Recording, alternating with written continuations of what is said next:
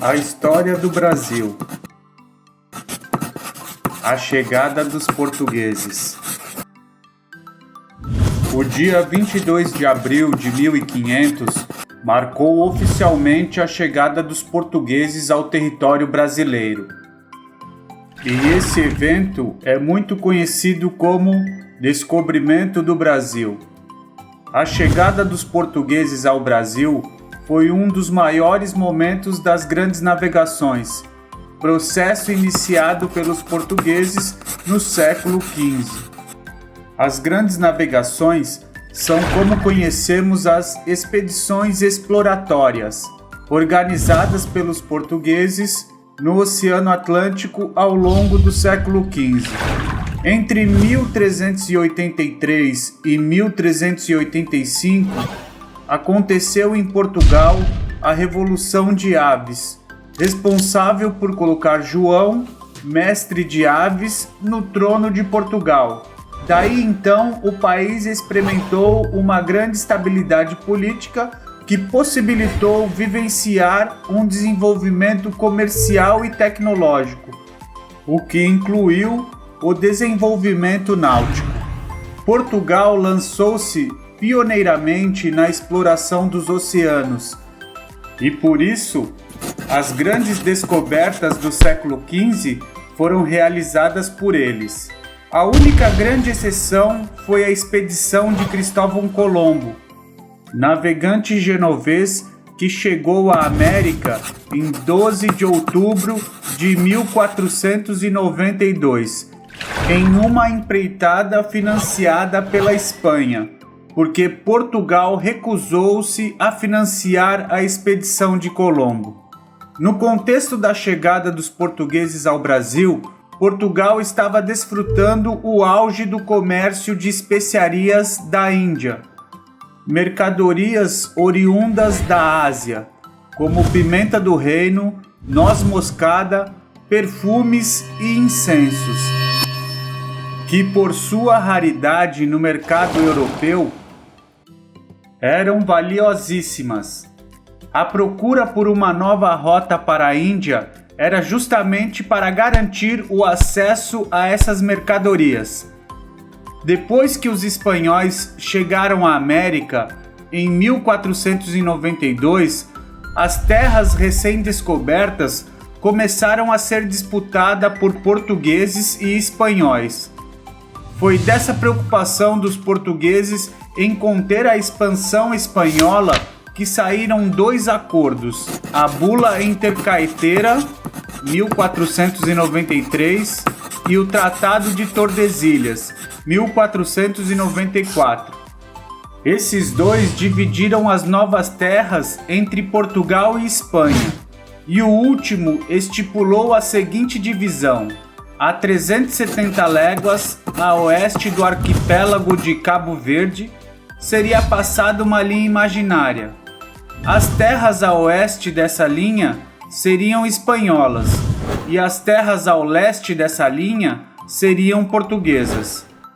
Nesse contexto de exploração, Portugal organizou uma nova expedição liderada por Pedro Álvares Cabral, que contava com 13 embarcações, sendo 9 naus, 3 caravelas e uma naveta de mantimentos.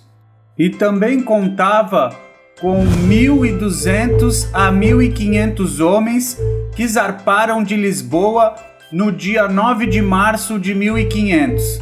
A rota da expedição de Cabral foi a seguinte: 9 de março zarparam de Lisboa, 14 de março passaram pelas Ilhas Canárias, 22 de março passaram por Cabo Verde, 23 de março desaparecimento da nau de Vasco Ataíde, 29 e 30 de março adentraram a região de Calmaria na zona equatorial. 10 de abril passaram a 210 milhas de Fernando de Noronha. 18 de abril estavam próximos da Baía de Todos os Santos. 21 de abril avistaram sinais de aproximação de terra. 22 de abril avistaram o Monte Pascoal.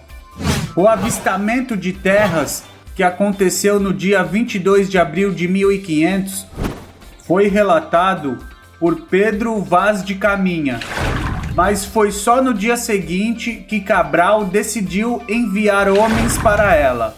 E foi aí que os primeiros contatos entre portugueses e nativos aconteceram.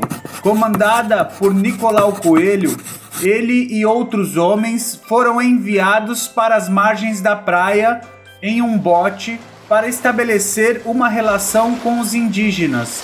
E esses contatos, naturalmente, foram pacíficos. Houve troca de presentes entre as duas partes. E alguns dos indígenas foram levados à embarcação onde estava o capitão Mor, Cabral, para que ele os conhecesse. Foram-lhes dados alimento e vinho, mas eles rejeitaram a comida e não gostaram do que experimentaram. Os portugueses seguiram mais alguns dias explorando a costa brasileira e no dia 26 de abril, um domingo, celebraram a primeira missa no Brasil, realizada pelo Frei Henrique de Coimbra. No dia 2 de maio, a expedição de Cabral partiu do Brasil em direção à Índia, mas foi somente a partir da década de 1530, com o declínio do comércio de especiarias e as invasões francesas, é que os portugueses iniciaram uma nova política de colonização. Entre 1500 a 1530, os portugueses efetivaram poucos empreendimentos no novo território conquistado.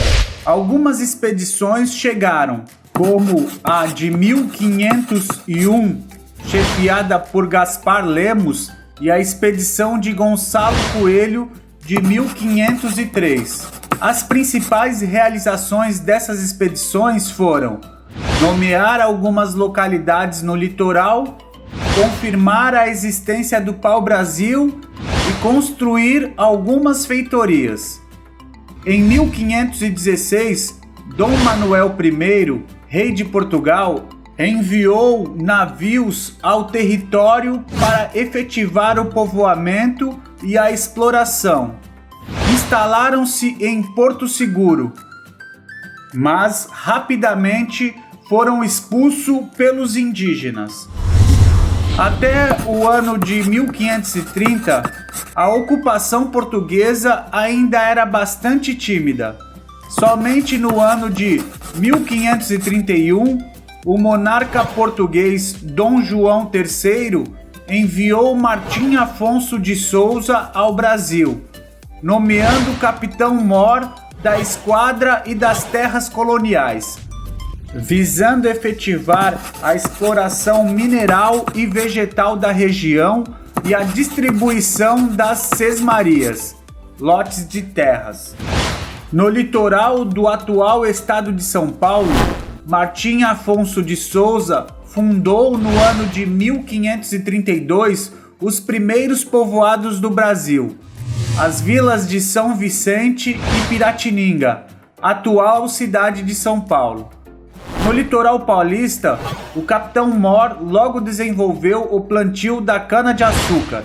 Para desenvolver a produção de açúcar, os portugueses utilizaram nos engenhos a mão de obra escrava. Os primeiros a serem escravizados foram os indígenas.